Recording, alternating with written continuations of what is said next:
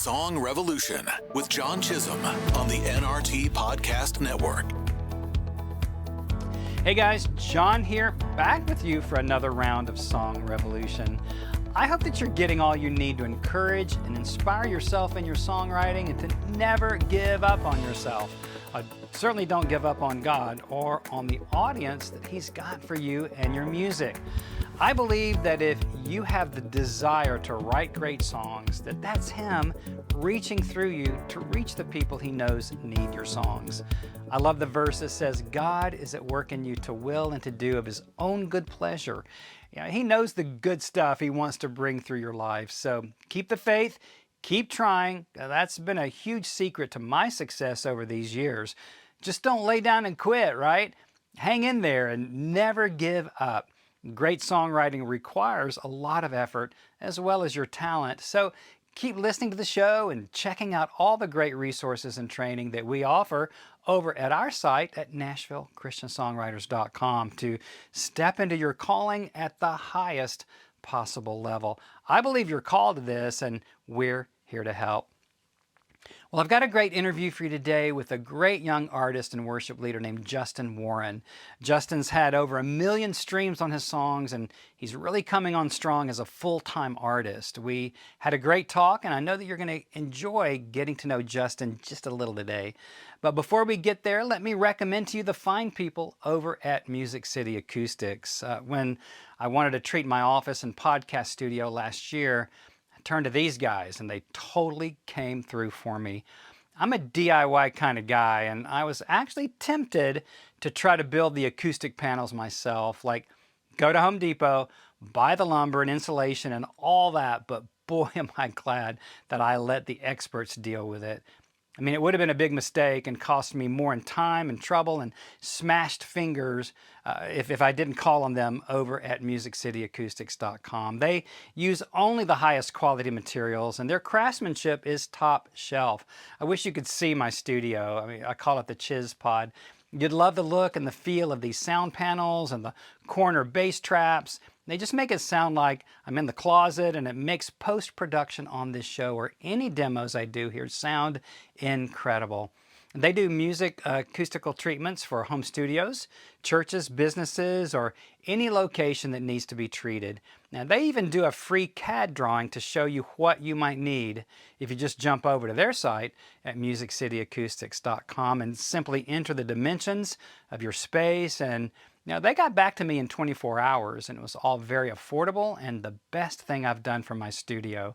Mention you heard about them here and say the Chiz Pod to get a nice deal on your first order. That's MusicCityAcoustics.com, another homegrown business right here in my hometown of Nashville, Tennessee, home of country music and the greatest songwriting in the world here at Nashville Christian Songwriters. So my guest today is a young artist and worship leader from North Carolina named Justin Warren. Justin's making the rounds these days, opening for such artists as Sanctus Real, Rhett Walker, J.J. Weeks, Finding Favor, Mercy Me, Building 429, Natalie Grant, and many others.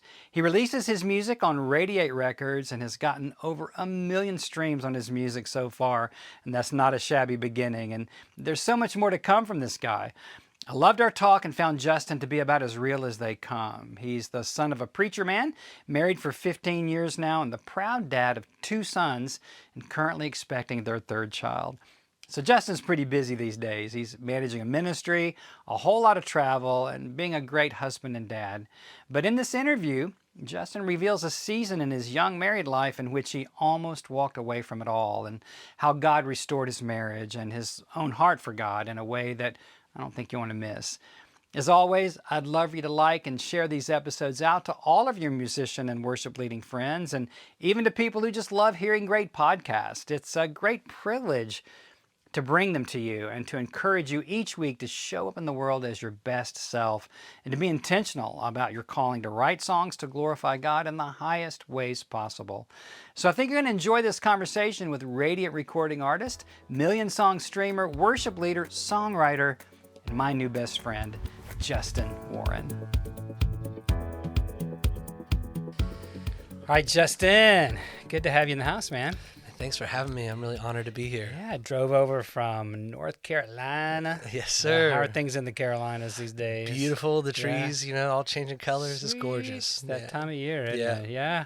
So you're in and out of Nashville these days, making some music. Tell us all about that. Man, I'm so thankful. It's been a lot of fun. I just recently signed with Ian Eskelin's label Radiate. Nice. Yeah, we just released a song in September, our first single, All Things Well, which is great. But right now we're working on an EP to release in the new year. So yeah, we've been working hard in the studio and just excited about what God's doing. Where's all this coming from, bro?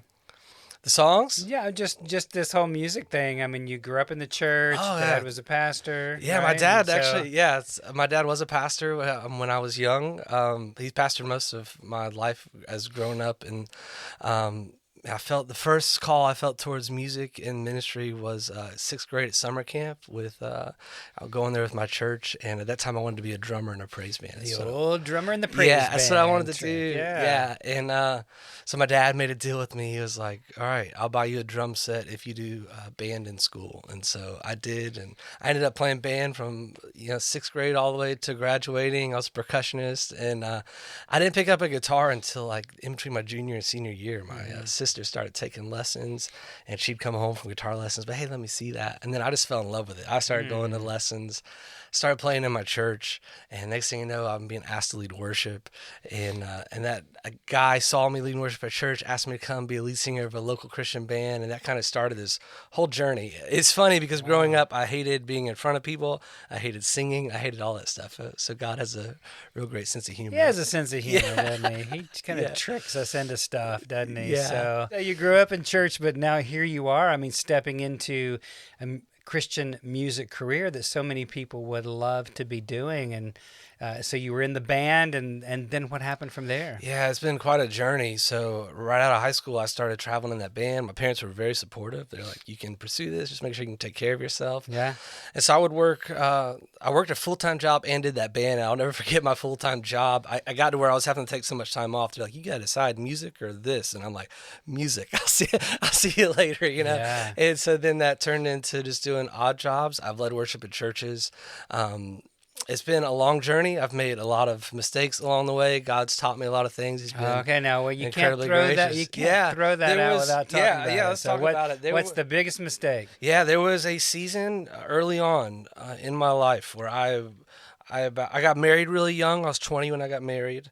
I was pursuing this music thing, and I wanted to walk away from my calling, my marriage, and everything. It was a mess. I really call it kind of like a prodigal son moment in my life. And What caused that? Was there That's a great question. anything that triggered it, or? I my own fault, just my own self. A lot of times I like to word it like it's like I became my own God. Like I was worshiping myself and trying to fulfill my own needs, and it just led me down a path that I'm thankful that God rescued me from. Yeah, of course, and restored me from, and restored my marriage, and He's been so That's gracious great. and good.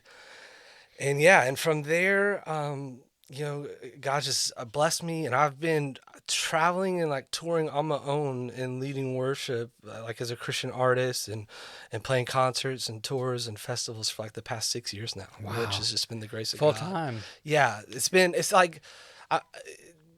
a grind, and I've just been willing to do whatever the Lord opened up in front of me, whether it was go lead a summer camp or go be on tour opening up for Sanctus Real, or I've done all sorts of stuff to make ends meet, and God's just met me and been so gracious and good and kind. Seems like the marriage is surviving. Oh, and man, the kids. we just celebrated 15 years. Congratulations. Yeah, I'm so thankful. We got 2 boys. Our oldest is Luke. He's 12. Our youngest is Liam. He's 7. And we just found out not long ago we're pregnant with our 3rd. Wow, So, congratulations. thank you. Little gaps there, but yeah, that's all right. there were some gaps, and I honestly thought we were kind of done, but I always told my wife, if you ever want to try for a little girl, let me know. And Do you know yet? we're really close to, we're like a Okay. couple weeks from finding out. Oh, you'll have to phone that in. I will. Let us know. I will. I definitely will. So, yeah, she came to me one day and said, I think I want to try one more time for a little girl. I said, all right. And God Like, blessed all us. right. And yeah, so we're excited. Wow, that's great. So what does it feel like to be you right now? Exciting. Real talk. Yeah, Real talk. exciting, nervous, thankful. Don't want to mess up the opportunities that God's put in front of me. Like, I want to make the most of them. I want to make much of Him in everything in this new music we're making. Yeah, and it's all a little bit of a whirlwind, to be real honest. But I'm just like incredibly thankful. Like this opportunity I've been given is something that I've dreamed of for a long time. That I feel like I've taken some detours, and I've, the way that I would have written it out definitely isn't how God has written it. But I'm thankful because I know I am who I am today because of His grace and goodness and just the journey that He's allowed me to walk through.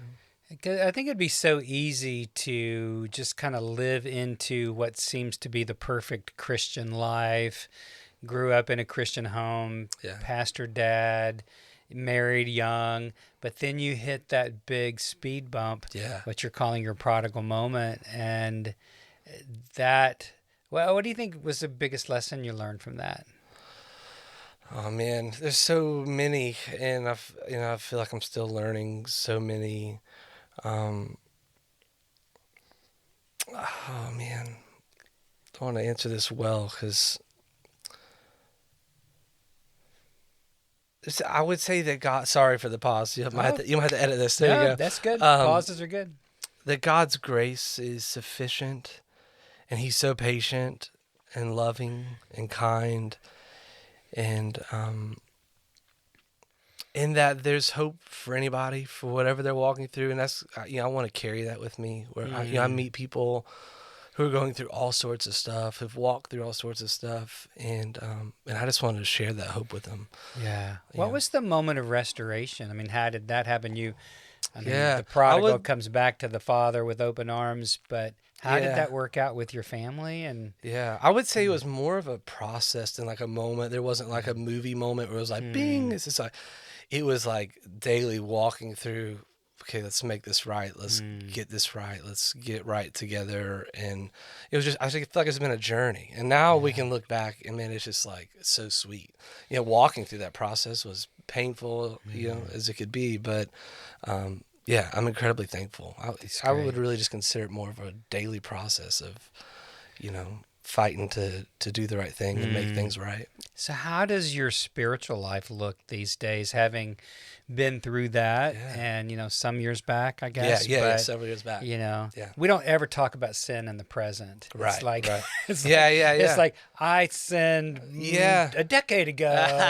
And, we never say, well, gee, I'm dealing with a bunch of stuff right now. It's just hard for us Christians because we have this need to present perfectly, I think, sometimes. Yeah. And even in Christian music, it's just so prevalent, You don't really admit to present problems, but what does your spiritual life look like these days? And real talk on it.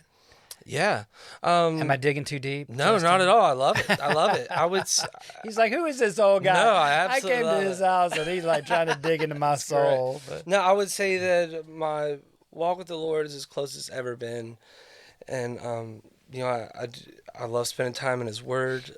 One of the things that I got this idea totally from, Mark Batterson is a pastor and author. He's written some great books. He has a book called Play the Man. It's about being a father that I read, and it really encouraged me. And he set a goal, and I've tried to make this a goal in my own life to read through a Bible for each of his kids and like make notes through it where God speaks to you, and then give that to them as they become young teenage boys. And so I've been doing that. I've done that for my oldest, and that's just been real sweet for me and it also challenges me, encourages me, and reminds me to dig into His Word. It's good. Because I have this goal set, and also read books, I'm actually reading through Phil Wickham's, his new prayer book that he put out. That's been really cool. I haven't read that yet. Yeah, I think it just came out not too long ago. My wife got it for me, and it's been super sweet. I've enjoyed that, and just trying to make that a part of my prayer life right now. So,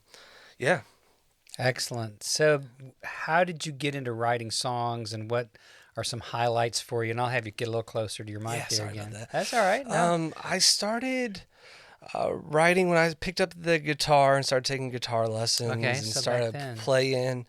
And I would say a highlight in in that whole journey for me, I'll never forget this. I'm from Florida originally, and we were going down to visit family in Florida when I was 17, 18 years old, and my cousin and her youth group were going to a concert, and my parents told me and my sister that we were going with them, that we had to go, and I didn't want to go just because I was on vacation. I was like, I don't want to do this. Right, and so we go with her youth group to this concert, and there was an opening band, and then this guy named Chris Tomlin in the middle, and then the headliner, and I didn't really know who Chris Tomlin was at that point. I wasn't in college. I wasn't involved in the whole Passion thing. And I had just started hearing Indescribable being played on the radio. But I'll never forget, I was in that concert, and when he came out, he led that place in worship. Like, the atmosphere just totally changed. He like took us to the throne room of God. And it was incredible. And I walked out of there just praying, like, God, your anointing is on his life. Like, you can just feel it. And God, I would love for just like a touch of that, like an ounce of that. And that kind of started a whole wanting to write songs that just pointed people to Jesus. And, I'm doing this whole, I'm an artist now, and it's not so much the whole worship leading thing, but I just want to carry that with me everywhere I go, where these songs just point people to Jesus. And that's an amazing prayer, though, and I remember praying that as a young guy too. There was a worship. We didn't call ourselves worship leaders back in that time, but there was this musician at a church in Tulsa when I went to a Bible school out there, and Doyle Tucker, and I don't know if he's with the Lord yet or not, but man, he was crazy talented on the piano, but he would listen to the sermon and then write a song spontaneously to just kind of encapsulate everything that was in that sermon. And he would sing it at the end of every service. Wow. And I walked up to him one day, and he was really tall, super tall, and skinny black guy. And I just said, Pastor Doyle, I don't know what that is you got, but I want some of it. Yeah. And he just grabbed me and hugged me and prayed, God, give John Chisholm whatever you want to give him. That's amazing. And that was, over 40 years ago, over 400 songs recorded, and years doing this. That's and it's amazing. Like, I think I have Doyle's prayer to thank for that. And some of that anointing, if you will, that was on him to be spontaneous. And, songwriting, you have to kind of reach into a different part of your soul to make space, for the ideas to come. And so I'm just so thankful for Doyle and what he modeled for me that I like to model for people now. That's so I think cool. You're going to get the chance to pass on what you saw in Chris Tomlin, and how many hundreds of thousands of people has Chris Tomlin inspired, or God inspired through Chris. So Chris, if you ever hear this, thank you, bro. Come on the show. Come on the show, Chris. You gotta come on the show. So come on. So when you do sit down and write, either by yourself or in co-writes, where's your happy place? Yeah, I love, one of my favorite things to do is just writing with phenomenal songwriters. I love that. It's become one of the greatest joys of my life is doing that. It just sharpens you and makes it so much better, and it makes the song better. And lean into gifts you don't have. And being challenged, like even just working with Ian now, and I've taken him some songs, and he's like, that song's fine, but that's the problem. It's just fine. It's fine, and really just challenge. I mean, I love that. It's been so great. But for me, songwriting ideas just come, and I think about them, jot them down on my phone, sing into my voicemail.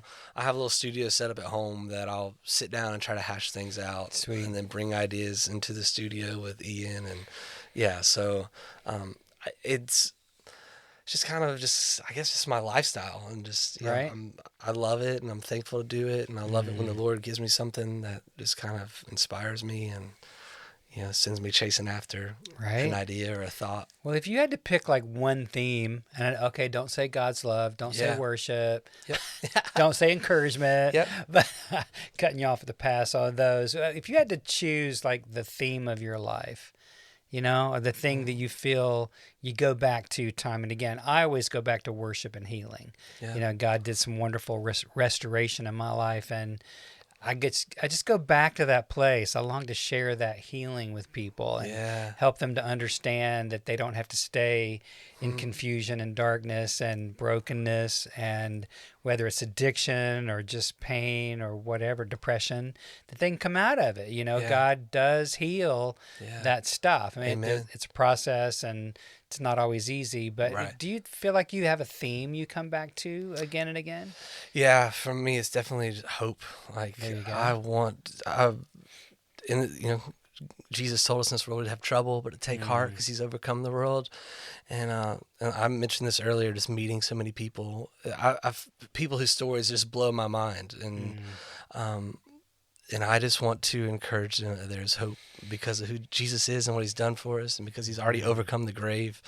And so, I always come back to that theme. At the end of the day, if someone comes to see me in a concert, I want them to walk away knowing there's hope, and his name's Jesus. What are your concerts like? What do you talk about? And, do you have a full-length album? I know you've got an album coming out, an EP coming out in the first quarter here of 23, but what kind of material are you doing? What do you do in your concerts? Yeah, we do a lot of originals. I share the stories and inspiration behind those. I have a song I wrote about my sweet family called Moments, and that's always a special part in the concert. But now also I will, in the concerts, I will tap into some moments of worship, and we'll sing some popular worship songs. Right.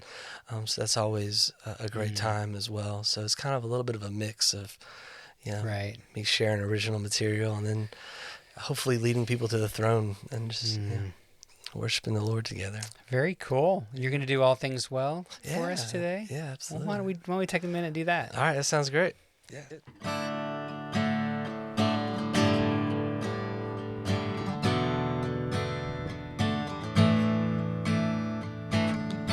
Looking out into the night sky, I'm amazed at what I see. A billion stars and all my wildest dreams hanging right in front of me. You're the God of endless possibility. You give grace upon grace, always showing up with big plans for me. Despite my mistakes, you do all things well. You do all things well. I give it all to you. You're proving you do all things well. You speak life into existence.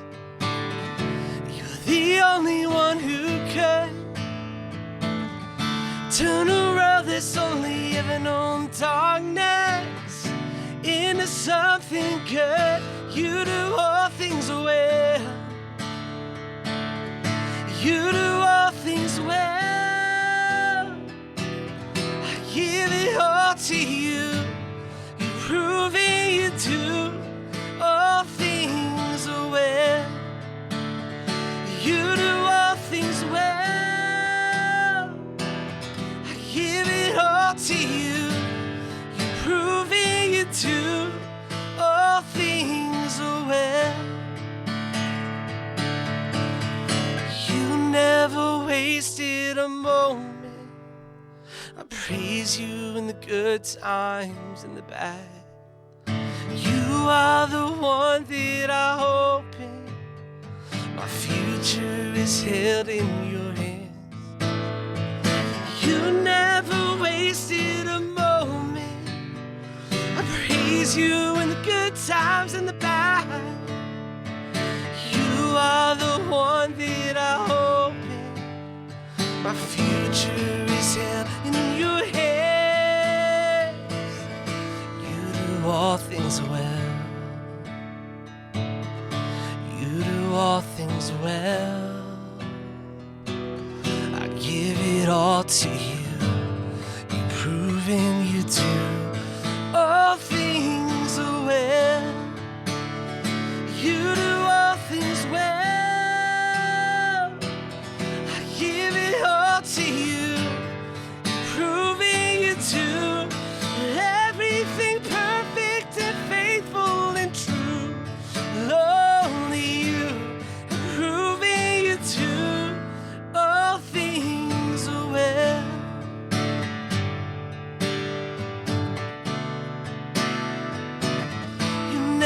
wasted a moment.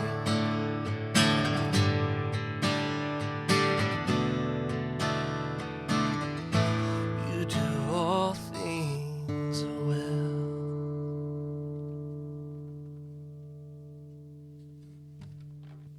All right, Justin, man, it's a great song. Man, thank you.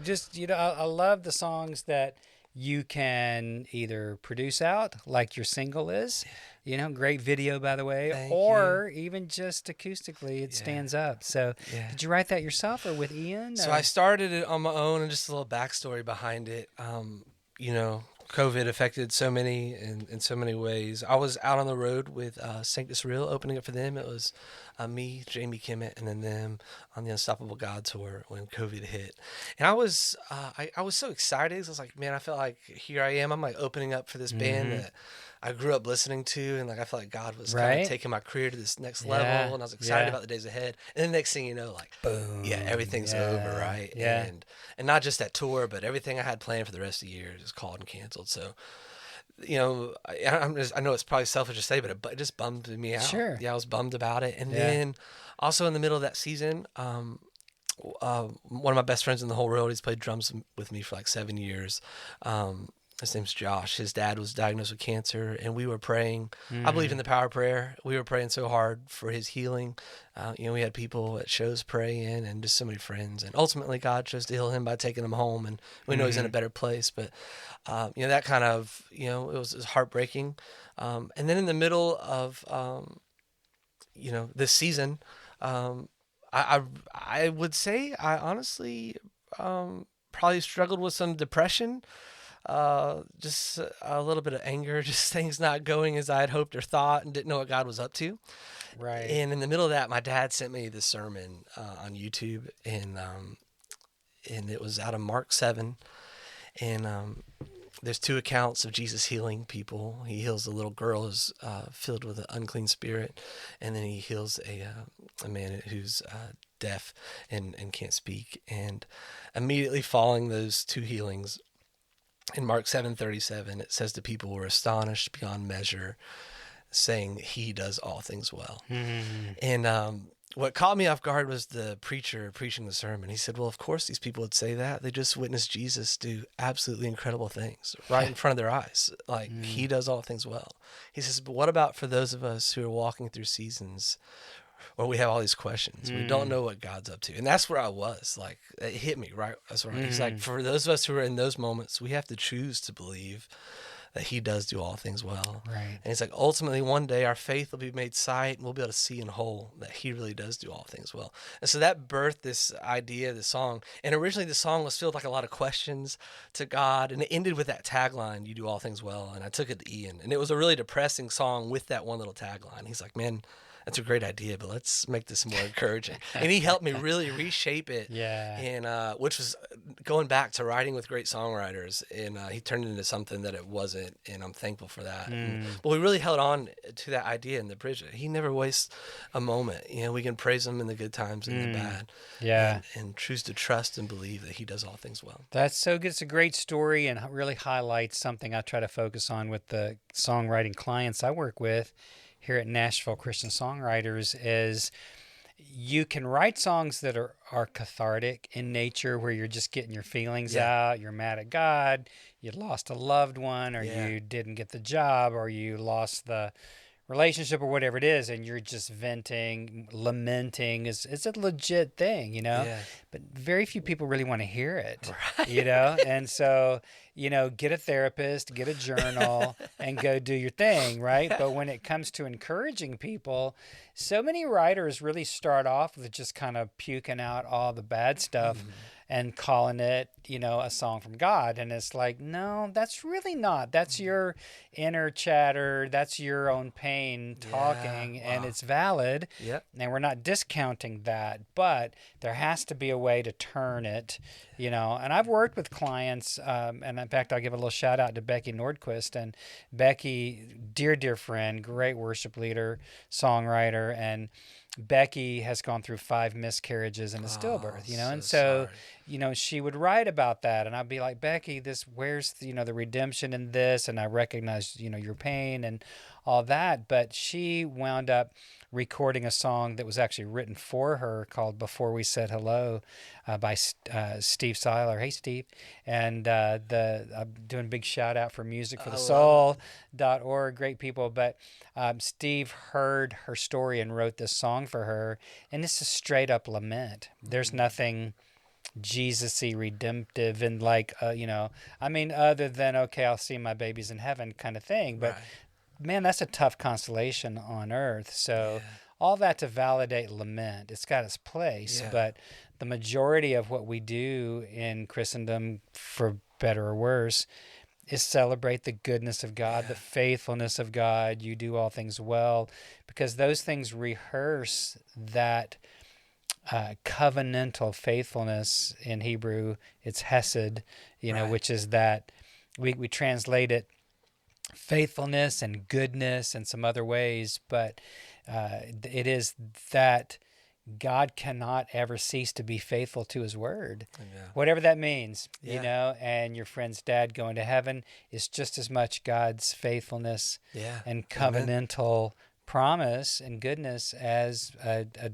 straight up healing or whatever. But we don't get all that. But when it comes to songwriting, I just 99% of the time try to do what Ian did with you and help you bring it around to the point where people don't go, ew, I don't want to hear that, I got enough of that going on. I want to hear something that's positive and uplifting and encouraging so that I can walk in my faith with God. So what I love, that's awesome, by the way. And what I loved about it is I feel like this song made the journey that I did in my own spiritual life. Like, it started off in that's a good point. Depressing, bummed place. Yeah. But then where it ended is where God brought me to through all that, through that season. And I love just being able to declare that. And for some people, that's for whatever season they might walk through, that's a hard thing to maybe say, but it's true that he does do all things well. I'm not sure I've been very good at saying it in the hard times. I'm with you there. But God's faithful to be waiting for me. Yeah. And he's with me, through it all. But, I wrote a song recently called That's When the Love Begins. And, it's like when I bring my heart back to you, that's when the love begins. When I tell you the truth and bring my heart back to you, that's when the light breaks in. When I let it all go again, that's when the love begins. And I was kind of channeling Richard Marx from the 70s and 80s, I think, when I wrote it. That sounds got a little bit of 80s thing going on. But my wife was like, the love never stops. It doesn't just begin when you get honest about stuff, but it's like, that's when it's real to me again. Yeah.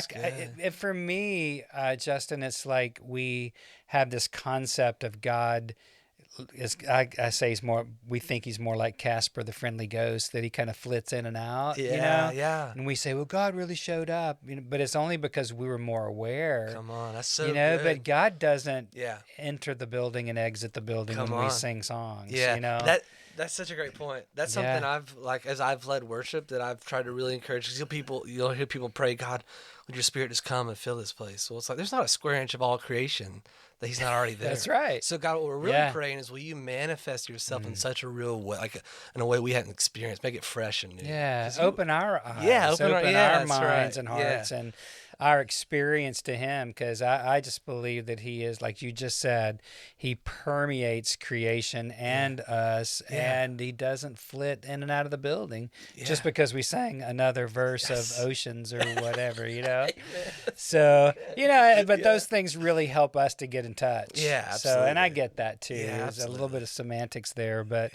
he is faithful, and he is always ever present and does not leave or forsake us, or he would cease to be God. He would cease to fulfill that covenant that he made. So, and I'm so glad it's not dependent on me and my prodigal moments. And, because if you could wear out, 1 John 1:9, man, I would have done that a long time ago, right? If you could wear that out, but thank God you can't. Go look it up, you guys, if you don't know that verse. But it's like, you can't wear it out, Yeah. So, well, it's just a pleasure to have you on the show. We wish you the best. Love your music. Love what you guys have done. And we look forward to the EP coming out. By the time this show comes out, the EP may be pretty close. Do you have a release date yet? We don't have an official release date yet. So Yeah. we're very excited. And thank you so much for having me. It's such a joy sure. to sit down and talk with you. All right. Justin Warren, wish you the best, man. Thank you so much. God bless. You as well. Hey, thanks for joining us on the show today. I hope that you'll jump over to NashvilleChristianSongwriters.com and check out all the resources there to encourage you in your own songwriting. And if you like what we're doing, why not share this episode out on your socials? You can find the link in the show notes. We'll see you next time.